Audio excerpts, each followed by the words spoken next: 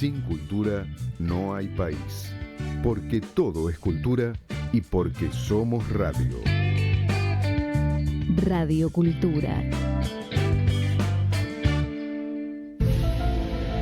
A partir de este momento,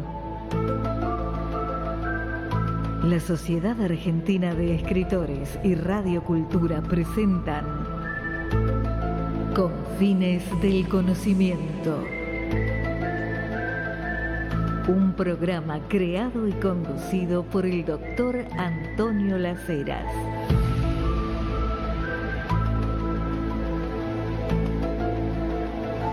Buenas noches, aquí un nuevo programa de Confines del Conocimiento. Seguimos hasta medianoche en punto.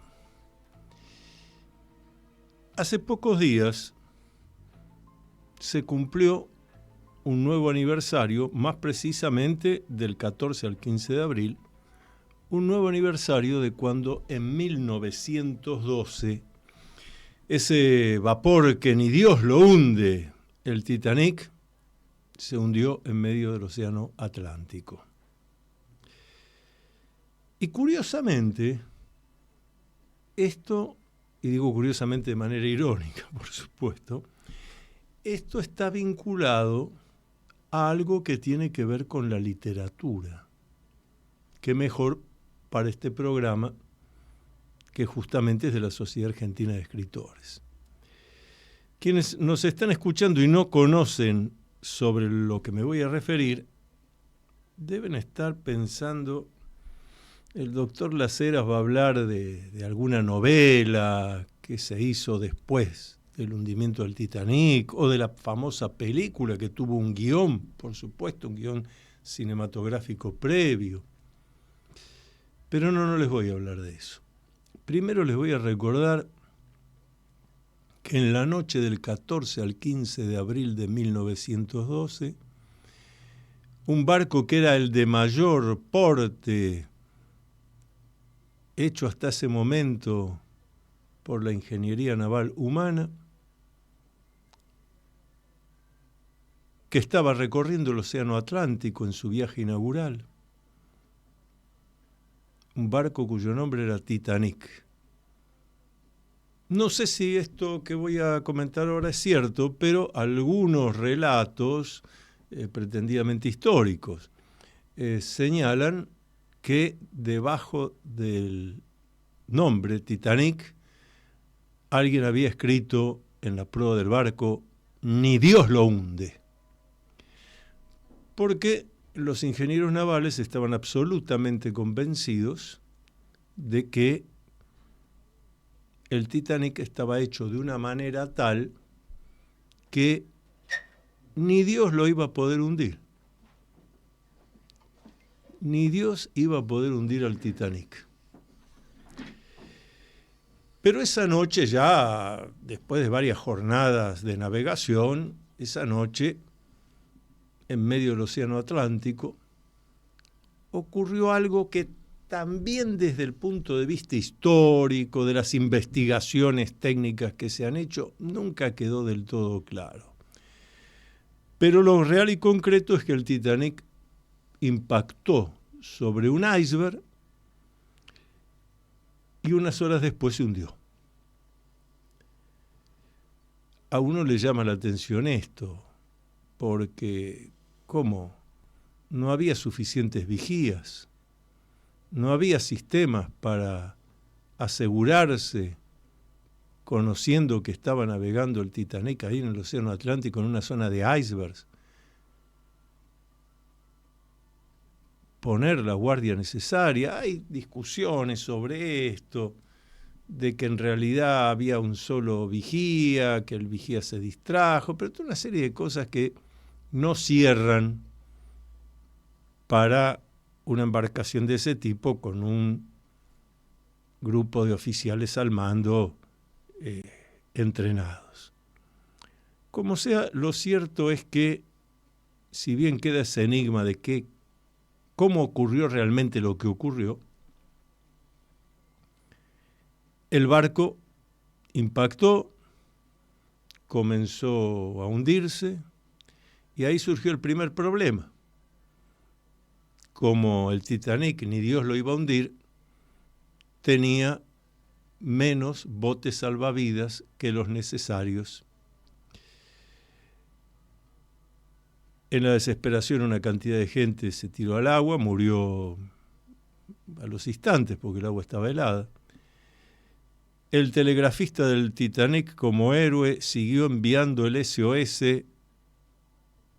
hasta que el barco se hundió y murió con el hundimiento del barco, igual que el capitán, igual que la orquesta, que siguió tocando su música hasta hundirse el barco, buscando calmar con la música a los espantados tripulantes y más bien a los espantados pasajeros.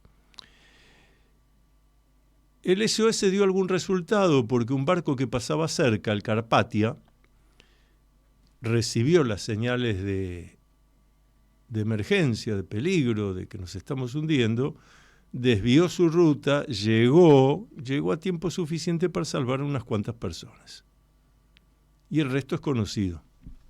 El barco se hundió. Esto ocurrió del 14 al 15 de abril de 1912. Ahora se cumplió hace unos días un nuevo aniversario. Y yo les decía al comenzar, y esto tiene mucho que ver con la literatura. Y les decía, más de uno va a pensar que me voy a referir a alguna novela, a la película que se hizo, que tiene un guión cinematográfico previo. No. Vamos a analizar lo siguiente. 15 años antes del hundimiento del Titanic, 15 años antes significa que voy a hablar de 1897, cuando la idea del Titanic ni siquiera estaba en la mente de los ingenieros navales que lo hicieron, ni de los que hicieron el financiamiento para construir el barco. Es decir, nadie en la humanidad de 1897 pensaba en la construcción del Titanic. En ese 1897 se publica una novela en Estados Unidos. Una novela escrita por lo que podemos denominar un escritor profesional. Gente que en aquella época escribía novelas por encargo. Un diario, por ejemplo, contrataba al escritor y, bueno, usted todos los meses me tiene que escribir una novela. Y los capítulos de la novela iban saliendo en el diario un día determinado. Uno de esos escritores profesionales que escribían novelas en cantidad se llamó Morgan Robertson. Pueden googlearlo, van a encontrar información interesante. Morgan Robertson escribe evidentemente antes de 1897 o en ese mismo 1897 porque una de sus tantas novelas a la que me voy a referir está publicada en ese 1897. La novela se llama El hundimiento del Titán y refiere a un barco que va a ser construido en el siglo XX, que va a ser construido en astilleros europeos, ingleses más precisamente,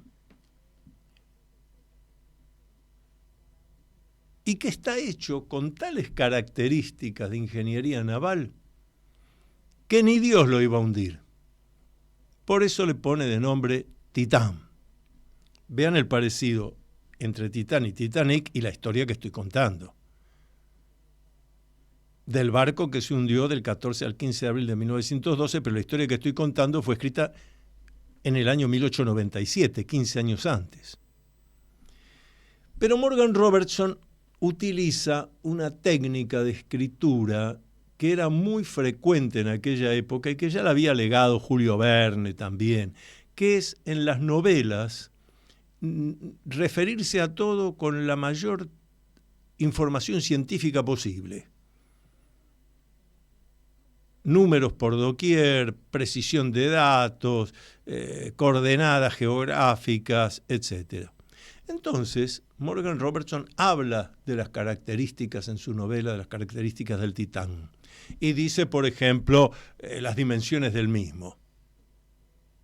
No son exactas, pero son prácticamente las mismas del Titanic, por metros de diferencia. Luego habla de la cantidad de tripulantes, de los tripulantes, los que manejan el barco, y prácticamente es la cantidad que llevaba el Titanic. Luego habla de la cantidad de pasajeros, que es casi idéntica por una diferencia de pocas personas, casi idéntica a la del Titanic. Es decir, está copiando el modelo exacto. Pero ¿qué le ocurre al Titán? Ese barco imaginado por Morgan Robertson, ese barco que era insumergible, bueno, hace su primer viaje inaugural y va a recorrer el Océano Atlántico, de Europa a Estados Unidos, igual que ocurrió 15 años después con el Titanic. ¿Y qué le va a ocurrir a Morgan Robertson? Escribir con relación al Titán. El barco avanza y en medio del Océano Atlántico impacta con un iceberg. Y el barco, que ni Dios lo hunde, empieza a hundirse. Pero no termina ahí la historia, sino que agrega Morgan Robertson que mientras el barco se estaba hundiendo, constatan de que como el barco era insumergible, se había puesto una escasa cantidad de botes salvavidas, igual que pasó después 15 años con el Titanic. Pero no termina ahí. Un barco pasa cerca, advierte el siniestro que se está operando, desvía su ruta y salva una cantidad de gente. Igual que pasó con el Titanic, con el barco Carpathia.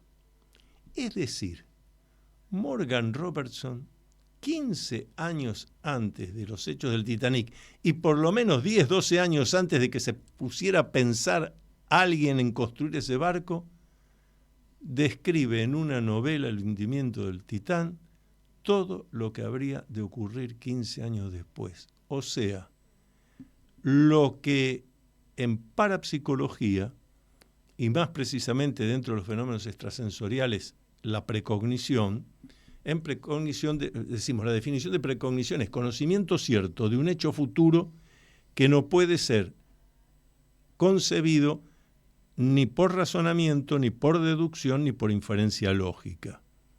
Yo puedo decir hoy es viernes, mañana es sábado, pero eso no es ningún conocimiento del futuro, es una deducción. Ahora, ¿cómo un novelista puede hacer esto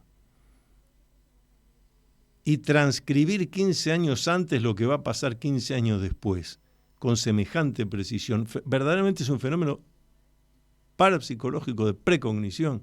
¿Cómo pudo suceder esto? Bueno, nos interroga, antes que otra cosa, nos interroga sobre cuántas capacidades, llamémosle paranormales, tenemos los humanos y que en general desconocemos, pero que surgen a través de un acto creador como puede ser escribir una novela. Vamos a hacer una pequeña pausa y continuamos.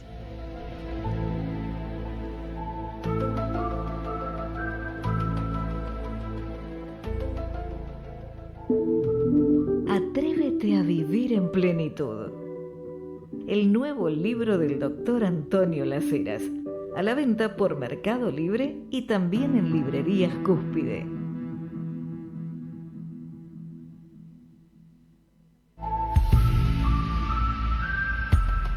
Usted está escuchando Confines del Conocimiento. Conducido por el Dr. Antonio Las Heras.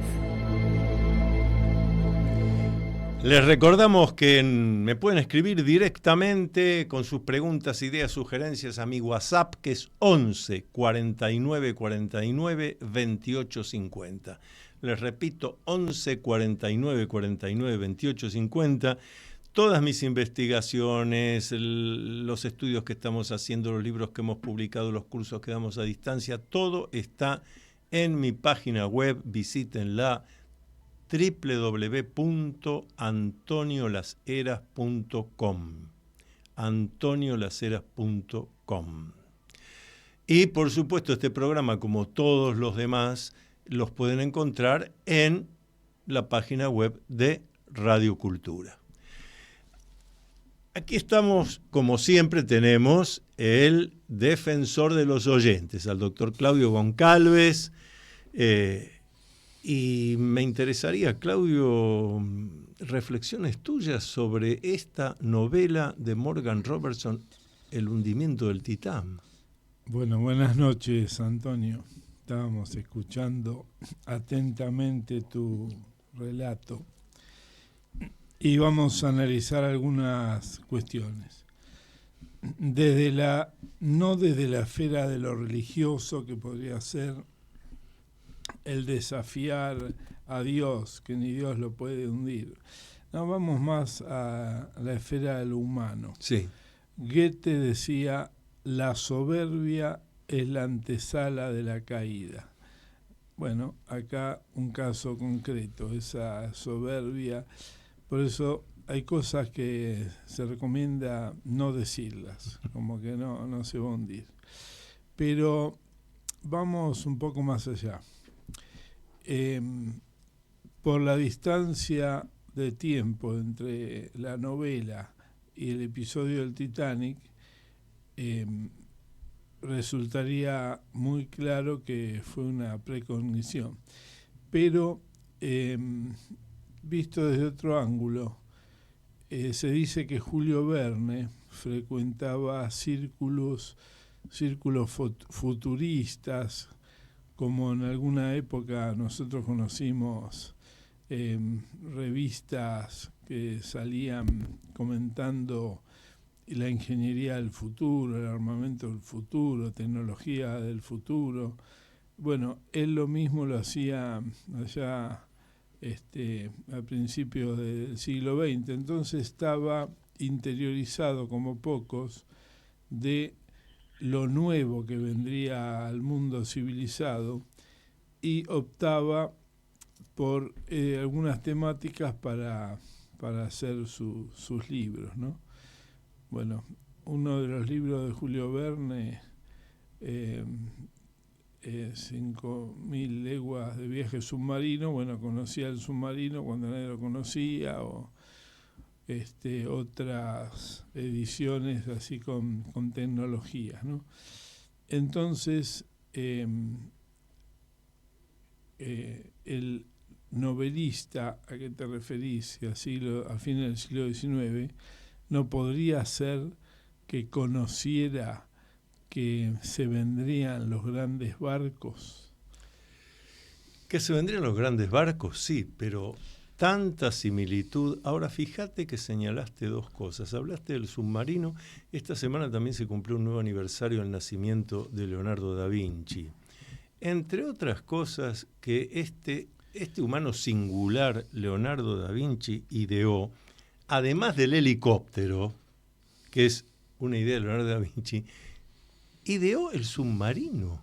En teoría, obviamente, hecho con dibujos, con pequeños modelos, pero la idea de una embarcación que se sumerge y recorre las aguas en profundidad ya estaba en Leonardo da Vinci. Ahora acabas de mencionar otra historia que también, y otro novelista, que también nos lleva a este tema de la precognición. Vos mencionaste a Julio Verne. Julio Verne escribe una novela que se llama De la Tierra a la Luna. Esa novela tiene características muy asombrosas. Primero y principal, porque refiere que en un viaje que no dura más de una semana, un grupo de humanos llega a la Luna, camina por la Luna, encuentra seres vivientes en la Luna. En la novela de Verne hay habitantes en la Luna y regresan. Ahora, vamos a ciertos detalles muy precisos. En la novela de Verne, el cohete que impulsa a los astronautas a la Luna es un cohete en etapas, que va perdiendo etapas. Efectivamente, tal como ocurrió. La cápsula espacial no lleva ni 5, ni 8, ni 4, ni 2 astronautas, lleva 3. De esos 3, 2 alunizan, pero uno queda en órbita.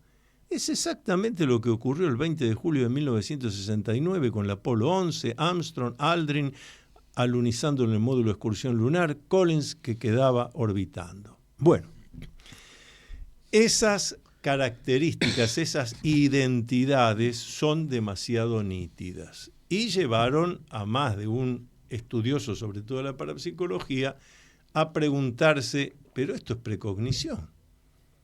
Julio Verne no ha escrito una novela, ha leído el futuro.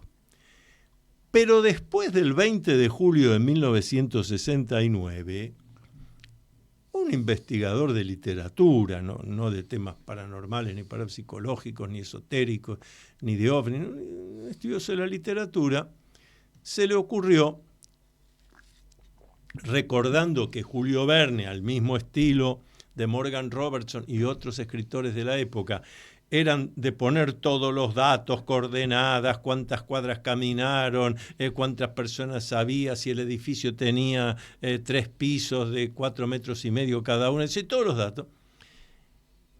Este estudioso de la literatura dice, voy a releer el libro de Verne, La Tierra a la Luna, para conocer si en algún lugar él da las coordenadas del lugar donde se lanzó el cohete que lleva a estos 3 astronautas a la Luna.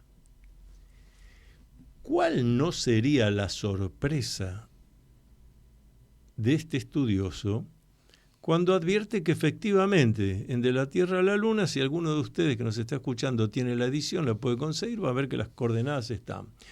Están las coordenadas del sitio geográfico.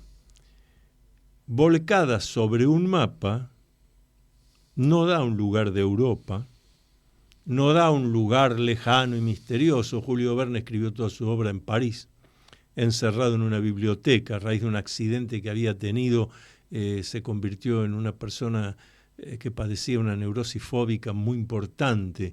Entonces se sentía seguro ahí en la biblioteca y demás, pero prácticamente no salía.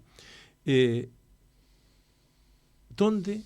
Según las coordenadas de Julio Verne, ¿de dónde sale el primer navío humano de esta humanidad que llega a la Luna?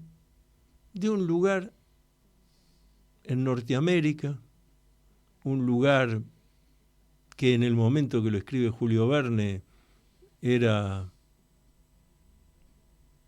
un pantano con cocodrilos, un lugar a la mano de Dios,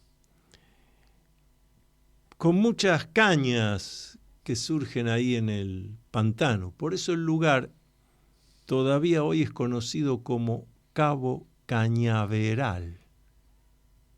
Julio Verne da en su novela las coordenadas exactas de dónde sale la primer espacionave con humanos que llegan a la Luna de esta humanidad,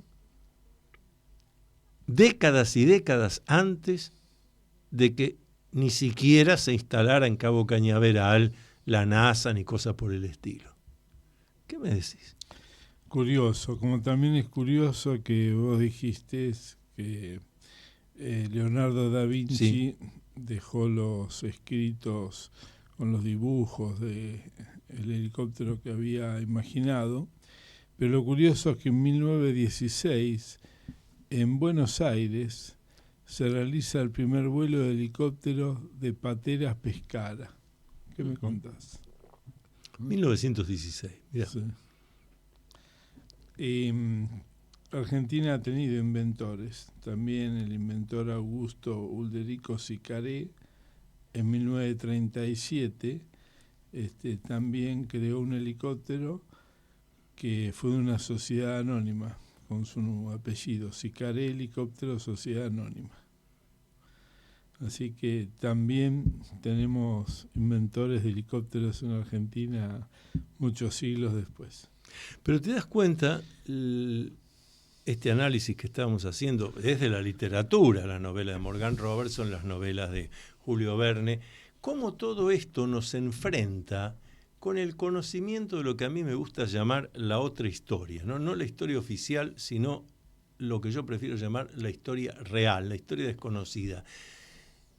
Estas cosas pasan como desapercibidas y sin embargo tienen que ser muy apercibidas, porque si estamos viendo dos ejemplos nítidos de novelistas que en su acto de creación, de poiesis, son capaces de adelantarse a hechos, en un caso 15 años antes, en otro caso prácticamente 80 años antes, en el caso de Julio Verne, una humanidad totalmente distinta a la que él conoció, con la que conocimos cuando llega el hombre a la luna, 20 de julio de 1969. Entonces, ¿qué capacidades tenemos los humanos y qué capacidades nos buscan engañar diciendo que no las tenemos, que son cosas de ficción?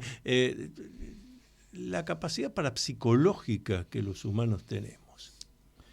Y esto también nos hace pensar que a veces hay algo detrás, anterior, que no se conoce, ¿no? Como cuando se habla quién construyó las pirámides, cómo podía haber planos para elegir ese lugar, bueno, cuestiones así que tiene que ver con esto que decimos siempre, ¿no? Del ir más allá.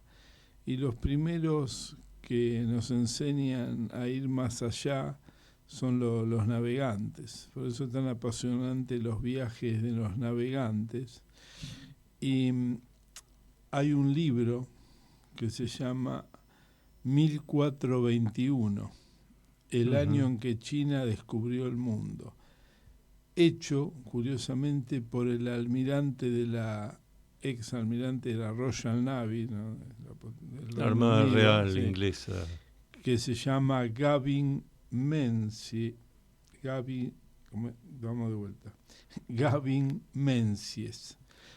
Menzies, por su trabajo, almirante, era submarinista, recorrió el mundo varias veces, y en este libro todo lo que dice está documentado. Entonces, es conocido que un emperador chino que se llamaba He envió 13 expediciones. Pero claro, las expediciones, al igual que las de los españoles, los portugueses, tardaban años. Y en la última, cuando volvió, ya había muerto, había cambiado el poder. Entonces todo ese conocimiento que habían traído a la última expedición se descubrió mucho tiempo después por la conflictividad social que se encontraba China en ese momento. Bueno, y los chinos llegaron al Cuerno de África, llegaron al sur de África, bueno. A América. Bueno, esto es lo que está en discusión. Menzies dice que llegaron a Brasil y da una serie. Bueno, entonces lo que quiero decir con esto es que 1421, antes de 1492, claro, de pero Colón. Lo que se dice, que esto parece que sí está probado, que los viajes de Magallanes, de Colón y otros, pensemos que no tenían radar, no tenían teléfono, no tenían celular, no tenían GPS, ni telégrafo, claro, nada, señales de humo. Sí llevaban mapas chinos. Sí. Hay un dato, Claudio, reconocido por los arqueólogos, los antropólogos. El Inca, sea el gobernante, el Inca usaba ropajes especiales. Varios de esos ropajes han podido ser extraídos de tumbas, etc. Varios de esos ropajes son de seda china. ese es un hecho concreto. Ahora, si la seda china llegó por otros comerciantes que la traían a través del Pacífico, bueno, eso podemos debatirlo. Pero que el Inca conocía telas de seda hechas en China, esto está confirmadísimo. Bueno, en el Pacífico dicen que había una gran actividad naviera, ¿no?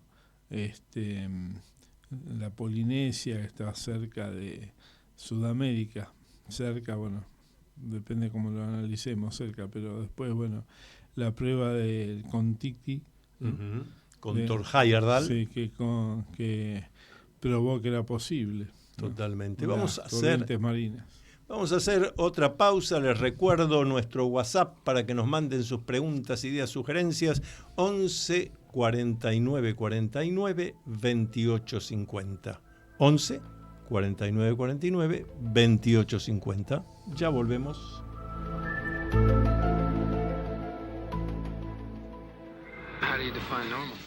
¿Te interesa el tema de los ovnis?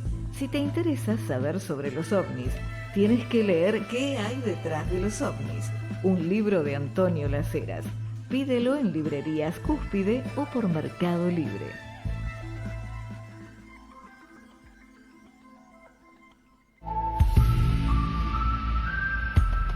Usted está escuchando Confines del Conocimiento. Conducido por el doctor Antonio Las Heras.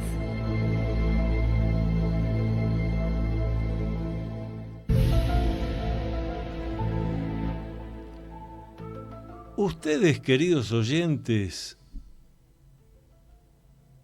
¿escucharon hablar de objetos fuera de tiempo? Aquí el defensor de los oyentes, ¿oyó hablar de objetos fuera de tiempo?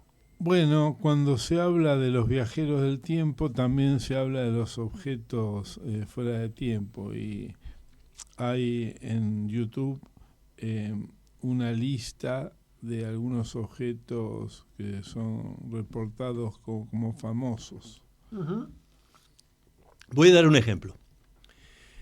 Esto lo he visto, lo he constatado y lo puede hacer cualquiera que vaya al Museo Arqueológico de Antigüedades de Atenas, Grecia.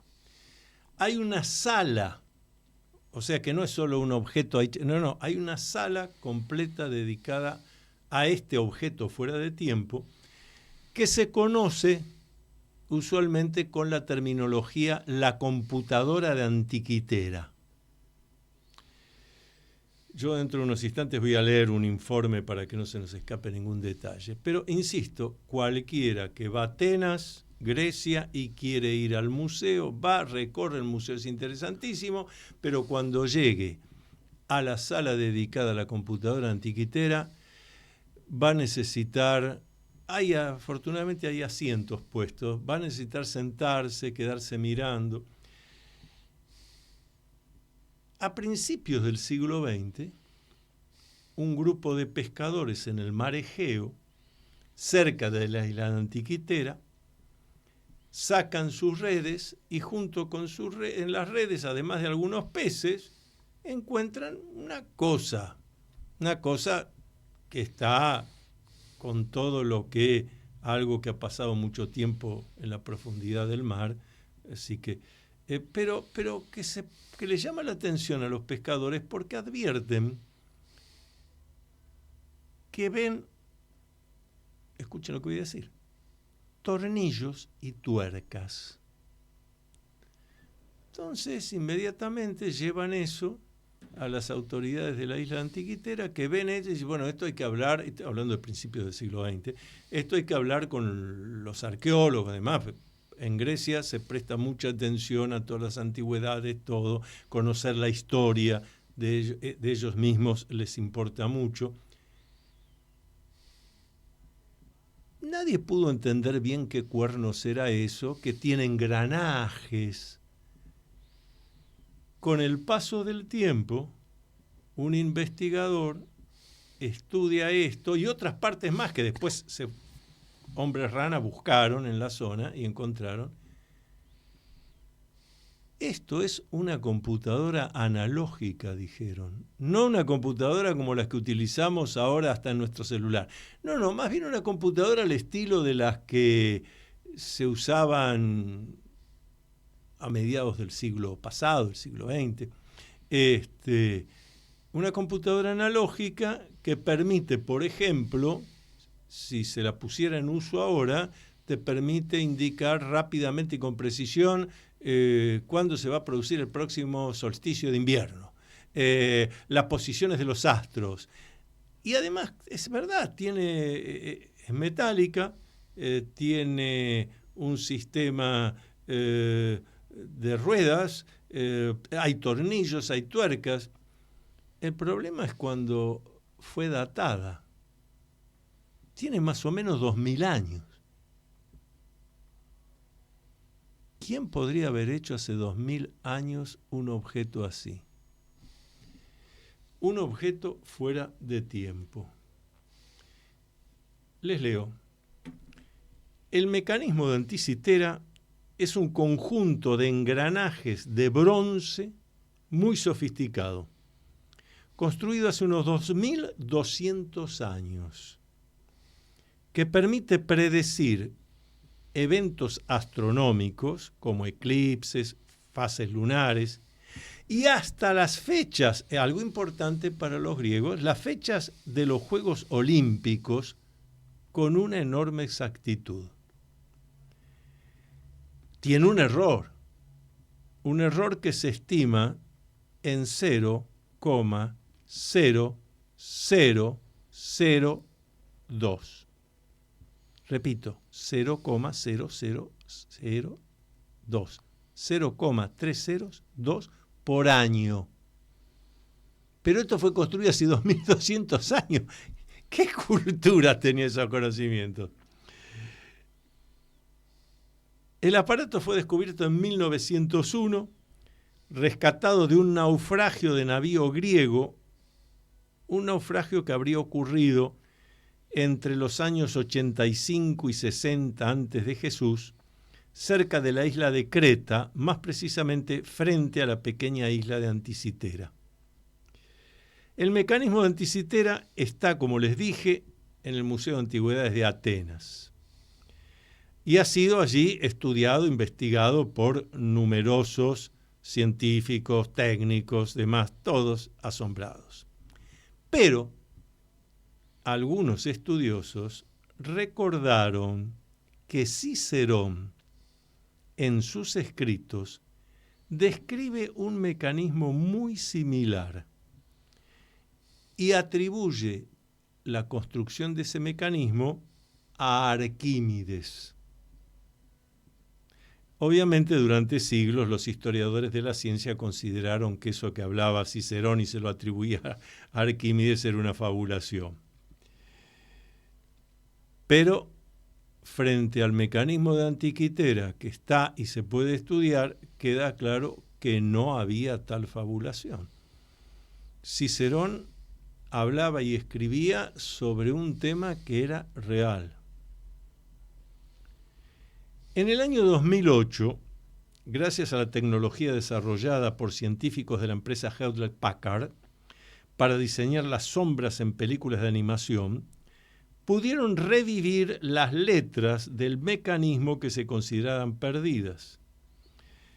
¿En qué idioma están esas palabras ahora que se pudieron hacer aparecer las letras perdidas? Bueno, es un dialecto de Corintio o de Siracusa, casualmente, de vuelta digo casualmente de manera irónica, donde vivía Arquímedes, lo cual lleva a pensar que Cicerón no hizo más que escribir lo real.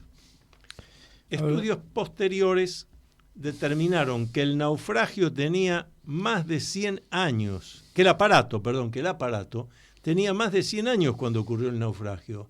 Así que mirá que construían los aparatos duraderos, de bronce, 100 años. Y los nuevos descubrimientos acercaban más dispositivos a la vida de Arquímedes. Aún no se sabe para qué se construía el aparato, si para predecir eclipses, si tenían una utilidad astrológica, pero lo real que es lo que más me interesa señalar, es hay un engranaje que tiene 63 dientes, que no se sabe para qué era. ¿Qué reflexiones te genera esto? Bueno, pudo haber sido un regalo de otra civilización. Mira, esto que acabas de decir es interesante y sugerente, porque tal como dijimos al comenzar este bloque, son los llamados objetos fuera de tiempo. Claro. Entonces ahí a nosotros nos transmitieron en la primaria, en la secundaria, en la universidad, siempre nos transmitieron una historia lineal. Fuimos avanzando de a poquito, fuimos avanzando, a veces más rápido, y llegamos a la tecnología, a la ciencia de hoy. Pero los hechos con estos objetos fuera de tiempo demuestran de que por lo menos ha habido seres inteligentes que a lo largo de nuestra historia estuvieron también acá en la Tierra y contaban con un instrumental sorprendente. Ahora, en la esfera de la ciencia ficción se puede proyectar el tema de los objetos porque se ve venir la evolución. Pongamos un ejemplo concreto.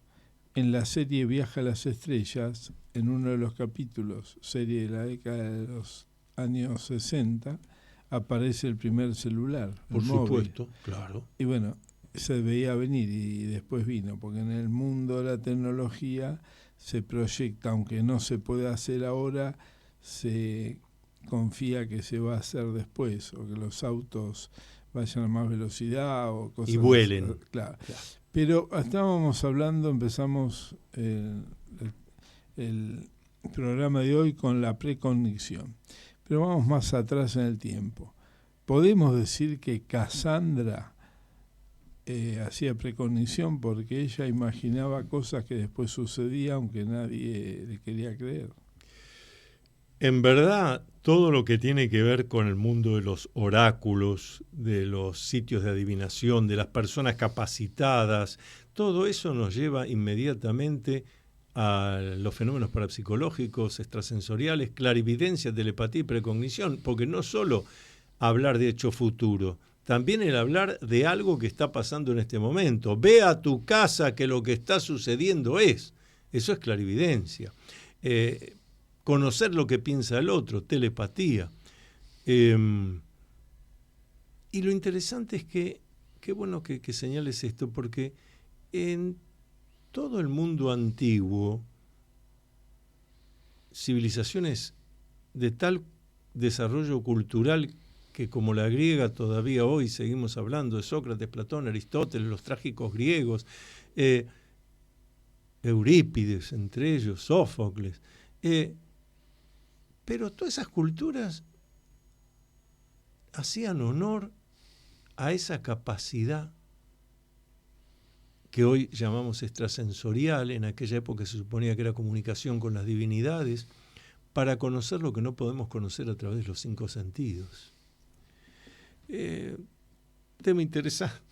¿Por qué en la civilización actual todo eso pasa a ser charlatanismo? ¿Qué va a decir?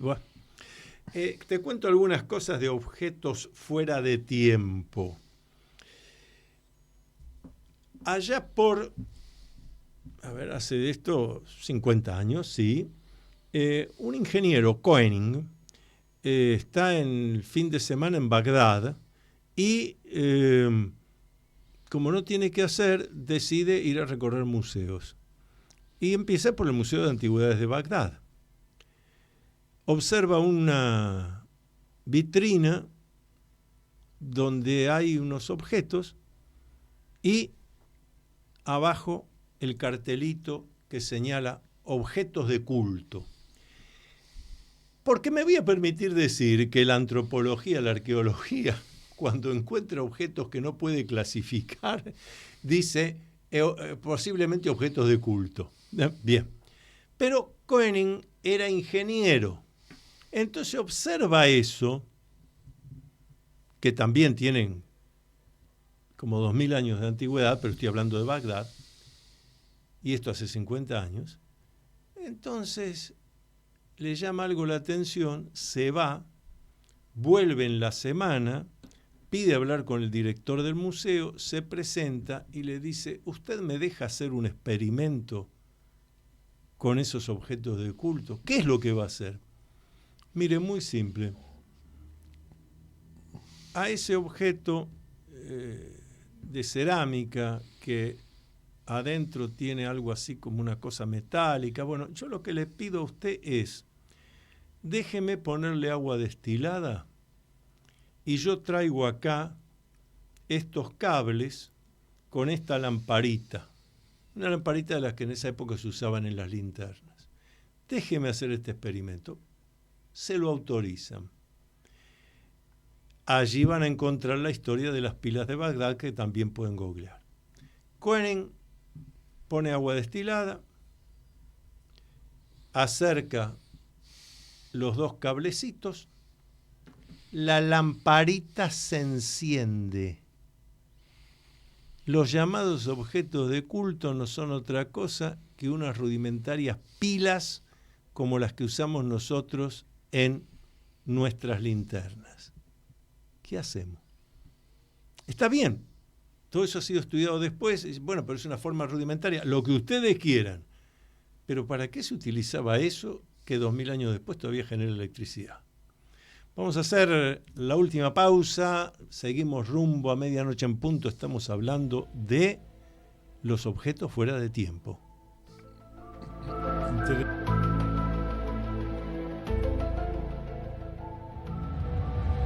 Los miembros de la Sociedad Argentina de Escritores tienen libre acceso a la Feria Internacional del Libro de Buenos Aires, tener a la venta sus libros en el stand de la entidad y un espacio para dialogar con los lectores.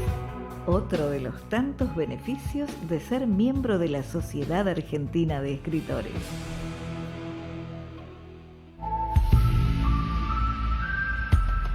Usted está escuchando Confines del Conocimiento.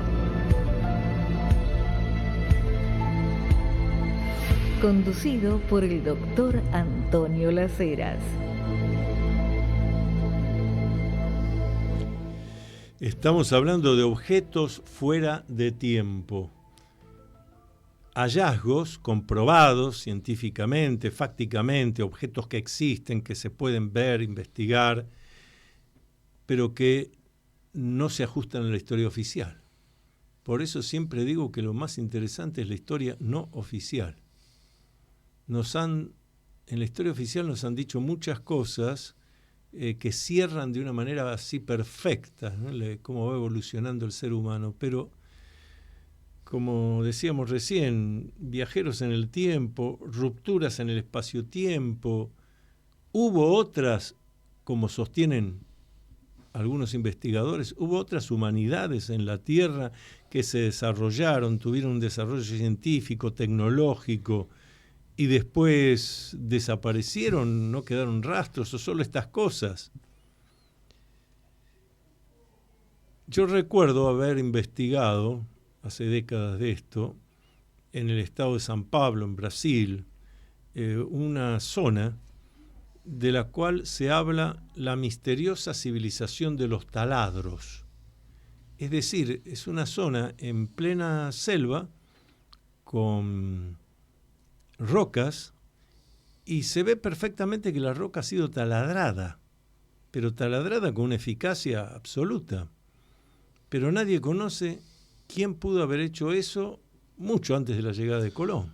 Bueno, debo obligadamente citar el libro Colapso de Jared Diamond, ¿Por qué unas sociedades perduran y otras desaparecen?, donde hace una gira en su libro por distintas civilizaciones que no se saben por qué llegaron a su fin. Él trata de dar una explicación que a veces fue por gérmenes, por enfermedades, por guerra producida por el cambio de armas. Bueno, es un libro muy recomendable, ¿no? Sí, porque invita a repensar. Esta historia lineal no es real. Miren, 13 de mayo de 1885, un doctor Goethe encuentra en una mina de carbón en Austria, dentro de la mina, se extrae ahí de entre el carbón, se extrae lo que quedó en la historia como el cubo de Salzburgo. Es un cubo de acero, no de hierro, es acero con níquel, muy poco azufre, a tal punto que, esto es en Austria, Salzburgo, Austria, a tal punto que la investigación, teniendo en cuenta la cantidad, el lugar, la mina de carbón, se calcula que tiene 12 millones de años.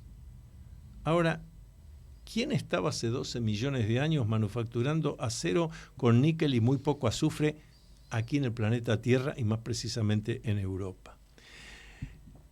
Tanto en Egipto, como también lo he visto en el Museo de Oro de Bogotá, en Colombia, hay una cantidad de maquetas que se han dado a entender que son pájaros, son aviones, y se ha hecho el estudio minucioso, son aviones, son maquetas de aviones, no solamente en la América precolombina, sino también en el Egipto faraónico. Tenemos estos objetos fuera de tiempo, ameritan, hay muchísimos más, objetos manufacturados, extraídos entre rocas de hace millones de años.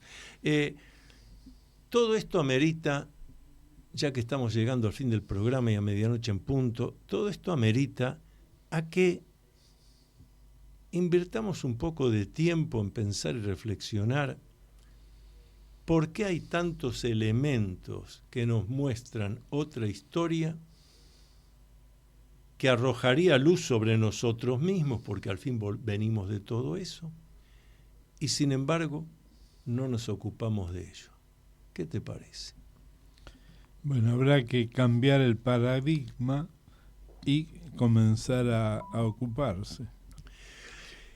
Los invitamos, total, ahora viene el fin de semana, por ahí, dicho sea de paso, este domingo 21 de abril, nuevo aniversario del nacimiento de Francisco Pancho Sierra. 21 de abril de 1831 nació Pancho Sierra. Volvemos la semana que viene por esta misma radio, las 23 horas. Luminoso abrazo para todos.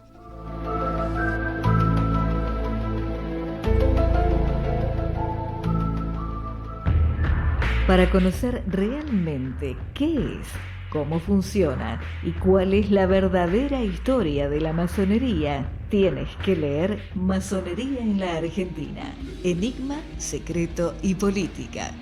Reciente libro del doctor Antonio Las Heras. Masonería en la Argentina, Enigma, Secreto y Política. Puedes adquirirlo en librerías Cúspide o pidiéndolo en Mercado Libre. Hasta aquí. La Sociedad Argentina de Escritores y Radio Cultura presentaron Confines del Conocimiento. Un programa creado y conducido por el doctor Antonio Las Heras.